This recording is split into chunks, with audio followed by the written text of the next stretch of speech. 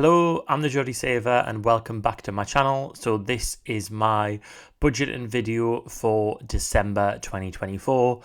So yes, I can't believe it's nearly Christmas and we're into the final month of 2024. So what I thought I'd do is I'll go through my income for this month. I should say it's the income for last month because I get paid the last working day of the month. So it's income that I received at the end of November. And then I'll talk through exactly what my bills are and what I am planning on doing with that pay. So the first thing to know is that it's been an exciting month because I got a backdated payment for my income. So yeah, I had a pay increase and then that pay increase was backdated, which is really good. So it means I've got £3,495 to spend in December, which is around, well, just under £800 more than I would usually have. So just as a bit of background in terms of my essential bills, so the bills up on the screen at the moment, these are the joint bills that me and my partner share. So we've got mortgage, which is £609. That includes £100 overpayment. Council tax £178, gas and electric £196, TV and internet £100, boiler repayment £80, water £42, TV license £13. So that means that the total that we have to pay is £1,218. And then my share, because I earn more than my partner, is 55%. So I pay £672 towards the joint bills. So looking again at the total, the first thing that comes out is my £672 contribution to the joint bills. I then have £99 worth of individual bills. So these are things like my phone bill, my gym membership, my Apple Music subscription. I play the lottery, so that also comes out there. So yeah, and then I think the big thing to talk about in this one is that I'm contributing £1,045 this month to a holiday fund. So I am planning on going on a holiday in April next year. It's a week all-inclusive holiday in Spain, and it should, at the moment, it's looking like it'll be around £1,000. I mean, 1,045 is literally the costing that I've done kind of the end of last week. But I'm hoping that I can get a good deal between Christmas and New Year. So hopefully I'll be under that. But what I thought I'd do is, while I've got the pay increase backdated and got the big payment this month, I thought I'd try and put the money aside for that holiday so I don't have to think about it early next year. You might be wondering why I haven't got a big event. I can't remember what I called it in the last budget video, a big event payment out. And the reason for that is, if I haven't really went into too much detail about it, but me and my partner have a event coming up in January that we've been paying off. And I was due to be paying it off with this month's pay, which would have been around, I think, £1,300 left to pay.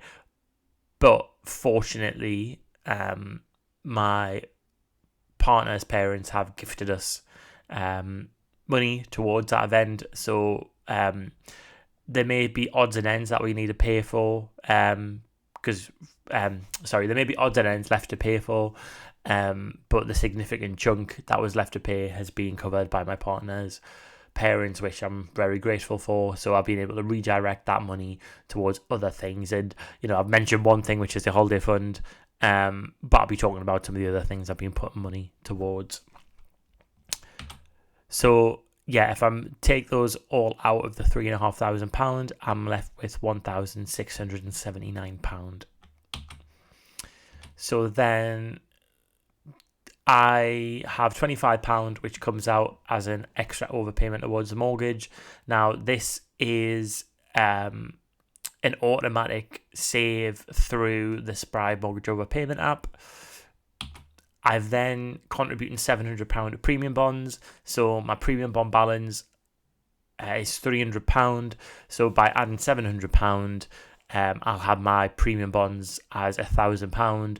So that'll mean that my cash emergency fund and my premium bonds will add up to £2,000, which is really good. So it's heading in that right direction, because that represents 2 months of necessary bills for me, which is good. And then I've also still contributed to the cash emergency fund of £10. And then finally, I've contributed £140 in my stocks and shares ISA. Now, you might be wondering why I've contributed to that when I'm focusing on my emergency fund. And actually, although I don't really talk much about what I invest in, the £140 that I contributed to the ISA this month has went to I don't know what to say. It's like a stable investment, which isn't really an investment. It's more like somewhere where you can put your cash. So what I'm trying to build up in that ISA, as well as the stocks and shares, which, you know, are the long term, do not sell in the short term sort of investments. I want to build is kind of a pot of cash as well, so that if I burn through my emergency fund in the case of an emergency, then I've also got a pot of money there that's, you know, not at risk of fluctuation, that I can use in the event of an emergency. Sorry, it always sounds a bit cryptic when I talk about it like that, and I don't just describe what I'm investing in. But I did make a conscious choice that I'd talk about my balances with my investments rather than talking about exactly what I invest in, because I'm very conscious that I'm not a financial advisor. So I don't want someone to watch one of these videos and think that I'm a, you know, genius when it comes to investments and copy what I'm doing, because, you know, the truth of the matter is I'm not. And part of tracking my journey is just to see how it goes over the long term. So I take all that from the total, and I have £804 remaining. So this £804, £40 goes towards travel costs, £300 is set aside for groceries, and then I've called £464 against entertainment and gifts. But I think probably what I mean by that is it's Christmas, and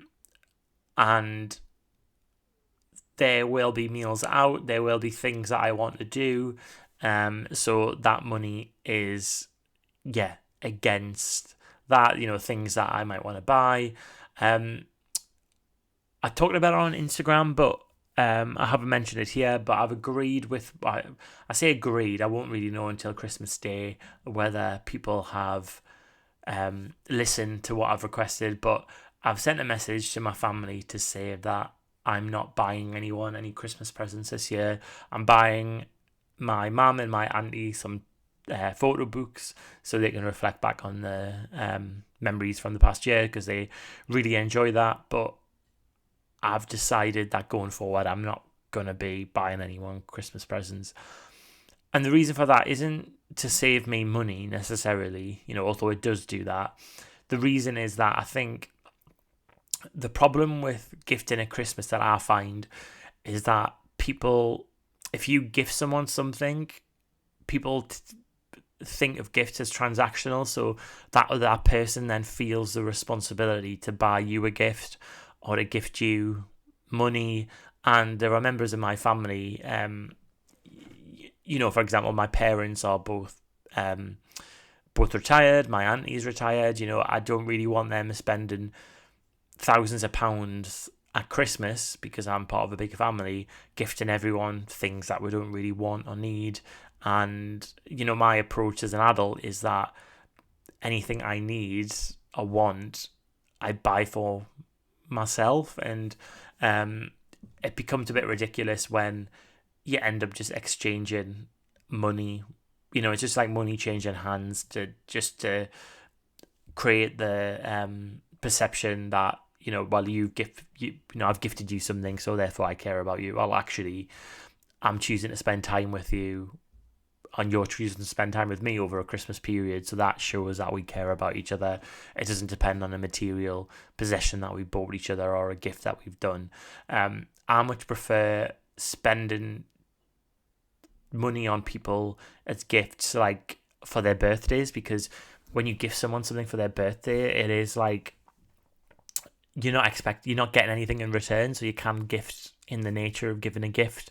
No one feels bad because, if I give someone a really good present, they're not then having to give me a present and hope that it meets my expectations.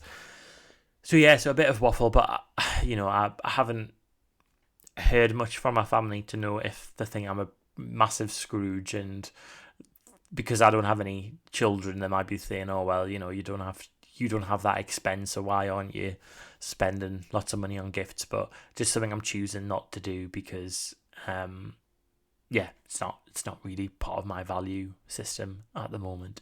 So I'll stop waffling there. And yeah, let me know how your Christmas budgets are going, and I'll see you on the next video.